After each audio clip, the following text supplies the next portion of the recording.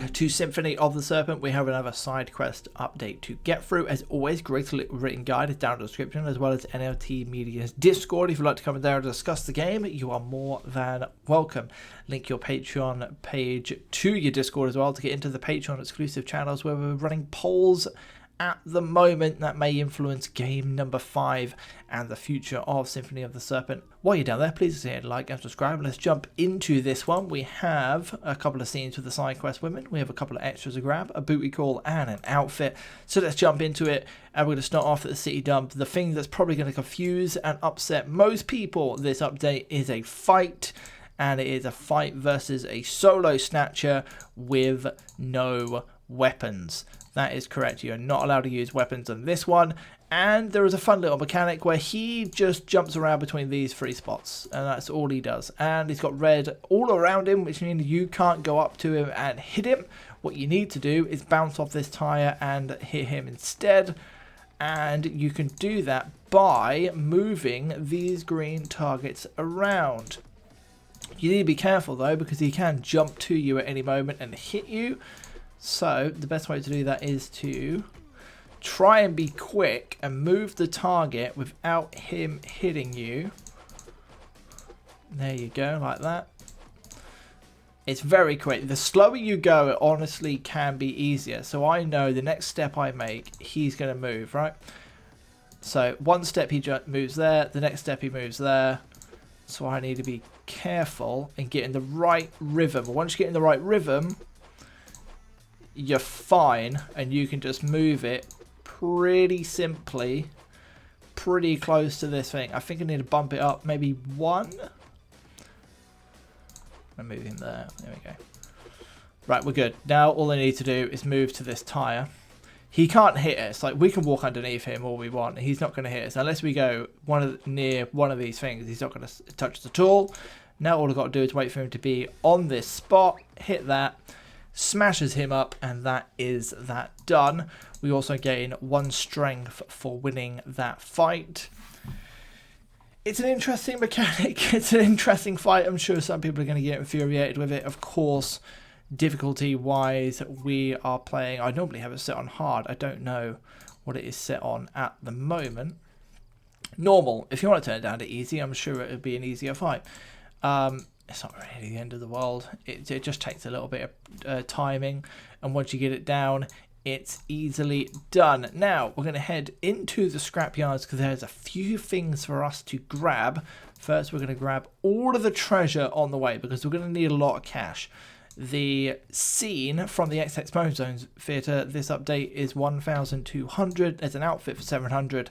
Plus you need to buy an item for crafting, which is 400, plus all of the gifts that you're going to need for the side quest women.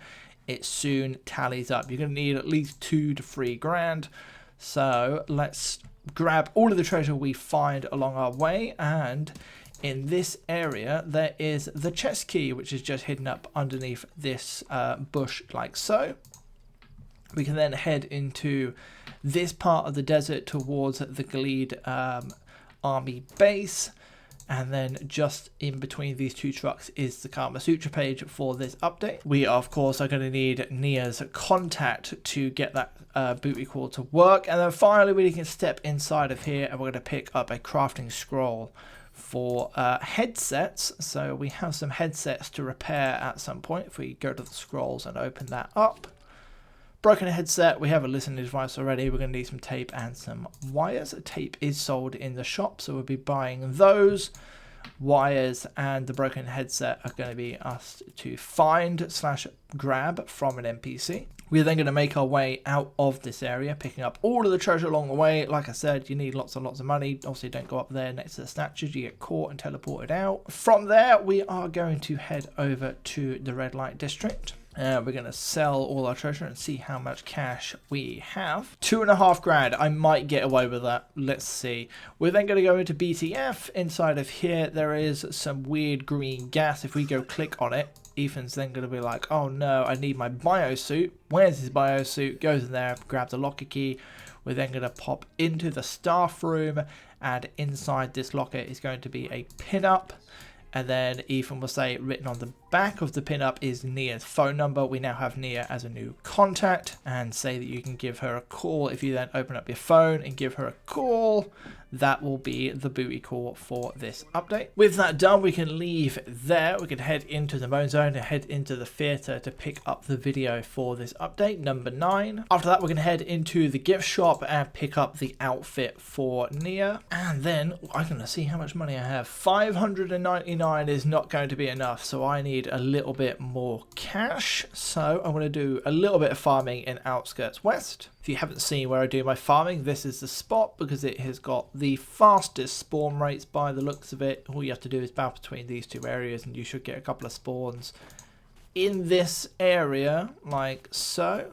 Stone cats and the stone vases are good cash very quickly. We can take that to Tony's box very quickly and see how much cash I made from that. We're up to 1,500. That is going to be enough. That literally took me like a couple of minutes, even if that.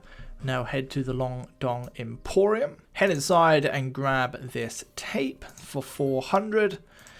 And I already have some gifts on me from some old updates when I was playing around with stuff. We're going to need the champagne, we're going to need the red wine, and we're going to need the black candles for this one. I'm going to pick up a couple of vodka martinis to go with that. With that done, we can then head to Apex, where we're going to find the wires. There is a note to help us along our way as well. We're going to head upstairs. And I'm going to grab this note here. It's saying Labyrinth Beam is under repairs. If you need to back up wires, there in the corner. If you're playing this from Steam, you probably would have grabbed this a lot earlier in the game because this area is quite early on accessible wires, so you probably have had these wires hanging around in your inventory for a good chunk of time.